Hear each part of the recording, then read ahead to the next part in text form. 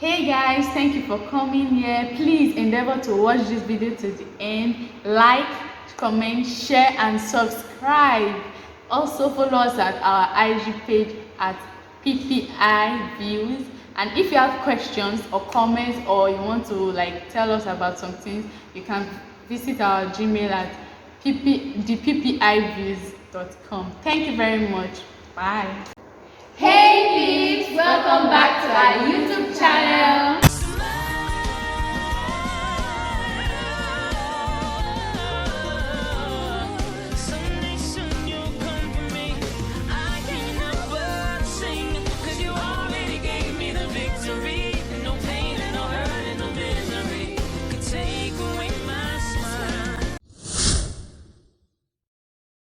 So today we'll be talking about a very relatable topic, and it's about what David said in Psalm 73, where he was lamenting about things he noticed and things he felt like he wasn't happy about. So in Psalm 73, he said in verse 3 for I was envious at the foolish when I saw the prosperity of the wicked, and it's something that tends to happen in this present time when we see a lot of people that are wicked being prosperous. Yes, and topic is like we're talking about how as Christians there's so many times in life that we look at our circumstances, look at the circumstances of those around us, and we're like, wow, God, why is this happening to me? Me that serves you, me that is dedicated to you, that after I've prayed, after everything, that why is this happening to me? Well, the wicked around me, the people that are sitting around us, they are prospering, they have all the money they need, they have everything they ask for, or like they like nothing troubles them. And the psalmist was crying out to God that it's as if why is he even being righteous any longer? Because at that point he would be like, if serving God and I'm still suffering like this. But then it's just something that all of us go through. Yeah, just like just like you said, more like when you're like, why is your life so perfect? And then I'm like still struggling my life. For example, you're in school, and then the guy is in class that I don't know that they're like chief malpractice, what I'll call them.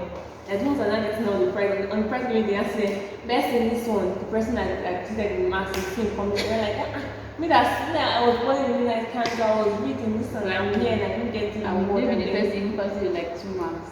And like, God, what's happening? Why am I the one that's as if everything is like working? Will I say against you? Or why is my life so imperfect and their life is so perfect? I don't want the rich ones, I don't want high positions, I don't want in this one, and where are the righteous now? Like, and it's something like I feel like every Christian, one way or the other, might have felt this type of thing before. I felt something like that also, like in secondary school, where there was something that happened and I really failed. Like, let not call it fail, because maybe some people here do not be like it's failure, but I wasn't really among even the top 10, or even should I say top 10, because we're not many. And it was like, wow, why me that I prayed, I read. So what is happening? People just don't even care that there's even something called prayer. Like, we're not saying people that that don't care or there's something called prayer should fail or something, but like we too, we should still be like at marks that we are proud of. But it was not like that, and I was really sad. I was crying and everything.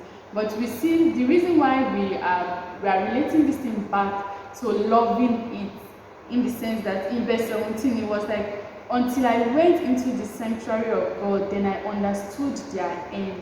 And this is why we are calling it loving the fact that we are a Christian, that there's something more to all this, like, oh, that this is not where it ends for us. That when we went to the sanctuary, when David went into the sanctuary and he understood that these people, they may not even, like, apart from the fact that, oh, they are enjoying now, they may not end well if they don't come to Christ. And this is not even the only thing that we stand to gain and all these things. So David saw this, and at that point he like, oh, he reframed himself for, why am I envious?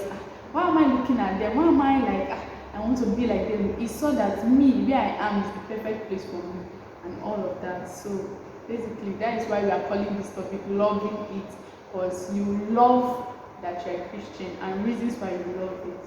So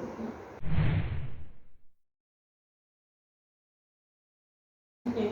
So there are some times when you're like, when these thoughts come to you and like see that person, and like, does it even pay to serve God? I think that's the main point of this. Like since these people they're not carrying reason in their head, they're not carrying God in their head, they are the ones that haven't getting all the good things in life, all the so-called good things in life, let me put it that way. So you're like, why should I still remain in Christendom? Why should I still remain here when I can go out here and then maybe even find a better place or find something or get higher a higher place or a higher price or something like that. So this video today is trying to encourage us, trying to like remind us of the fact that Christianity pays, and it's looking at them just like what the psalmist said in verse 17. I said, "Don't enter sanctuary until the end of the world." And it's like there's something you have that they don't have. You mentioned that there are things we stand to gain as Christians, which is very true. Like there was so my dad said something like when he was younger, and they'll be like, you don't know what you're missing not being you don't know what you're missing being a Christian, carrying the video on your head. And I was like, the only thing I'm missing is STD, gonorrhea. I'm only missing unwanted pregnancy. I'm missing issues, problems. That is the only thing I miss. Because like at this point, I stand to gain everything wonderful, and I'm loving it that I'm a Christian. So. In the Bible, it's even mentioned that if you look at the righteous man, the end of that man is peace.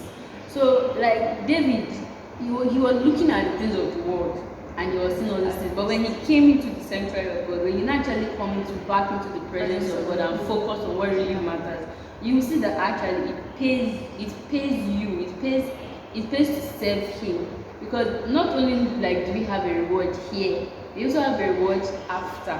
So yes, those people might be enjoying now, like all the things that they ask for, they get, all the things that they want, they get it.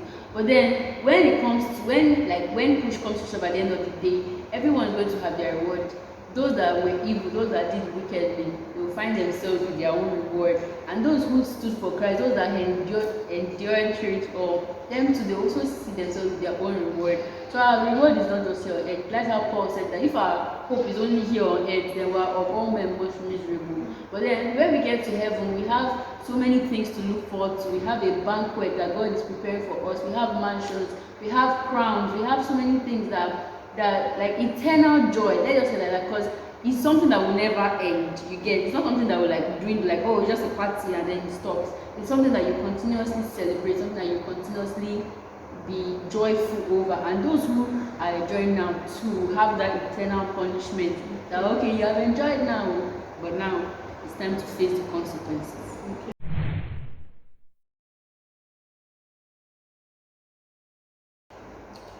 So, in addition to what you said, let's be frank with ourselves. These people out there as well, we're not going to say that because they are unbelievers, they should not also succeed. Yes. Because definitely there's still the law of what you sow, you reap, and there's still the law of hard work also when you put effort to do something. But the truth is that as Christians, we have extra grace we have extra privileges than they have, because we have God with us. And then like when you add, I don't think Prince normally say, just like how do you say it again, that God is like a 10, like a figure of 10. Then when you add in your little effort, God like multiplies it to give something more. Yeah.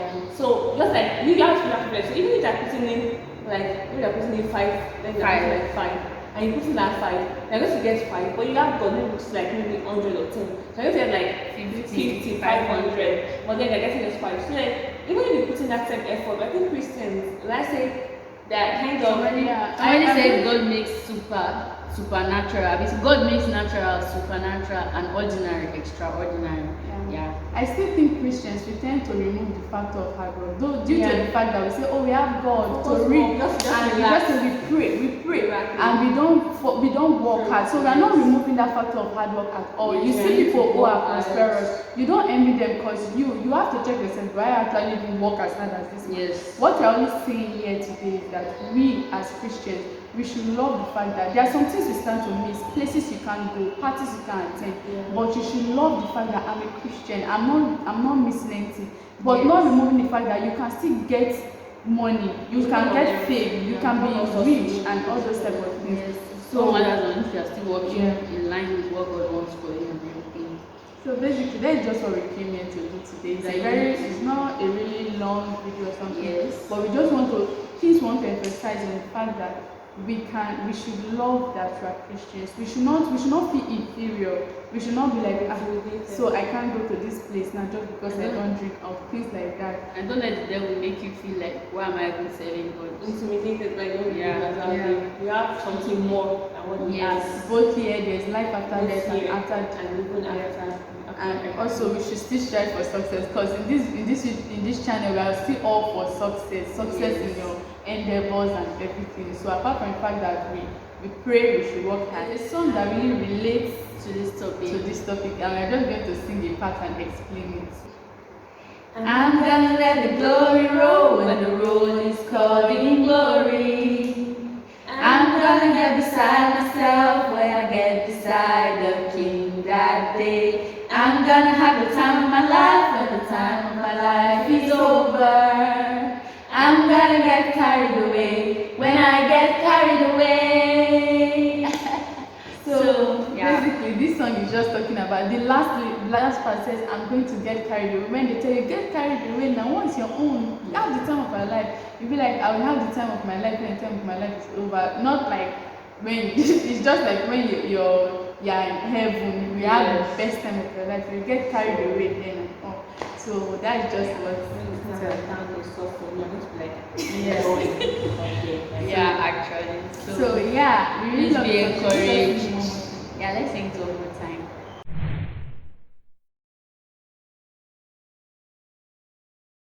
I'm gonna let the glory roll when the roll is called in glory. I'm gonna get beside myself when I get beside the King that day.